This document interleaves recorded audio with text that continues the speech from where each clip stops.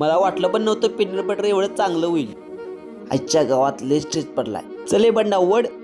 तर जय श्रीराम मित्रांनो, आज जायचं होतं कोल्हापूरला, म्हणून मम्मी बांधून देत होते गाऱ्या आणि पोळ्या. मला आज करायचं होतं पीनट बटर, म्हणून मी आबांना सांगितले शेंगा फोडायला. मम्मी इकडे तोपर्यंत मला वाटलं जेवायला. मस्त वरणाच्या आमटी संग खाला भात आणि चालू केलं पीनट बटर करायला. लय दिवसाची इच्छा होती घरात पीनट बटर करायची, ती आज पूर्ण करूनच टाकली. मित्रांनो, तुम्हाला पण पीनट बटर करायचं असेल तर आपल्या आयडीला फॉलो करा, कारण पीनट बटरची पूर्ण रेसिपी आपण पुढच्या व्हिडिओ मध्ये सांगणार आहे. आता वेळ झाली कोल्हापूरला जायची. सगळा बोजा गुंडाळला, पार्सल घेतलं, आबांच्या पाया पडलो आणि चाललो कोल्हापूरला. 2 दिवसाची सुट्टी कधी गेली हे मलाच कळलं नाही. मित्रांनो, आता आयुष्यात एकच चाललंय, 2 दिवस पाहुण्यासारखं राहायचं आणि परत आपल्या कामासाठी शहरात यायचं. हे भावना आपल्या परिस्थितीमुळे आपल्याला ही परिस्थिती बदलायची आहे आणि आपण 100% बदलणार. भावनो, या पुढचा पीनट बटरचा व्हिडिओ बघण्यासाठी आपल्याला आयडीला लाईक करा, शेअर करा आणि कमेंट करायला विसरू नका. बोला जय श्रीराम.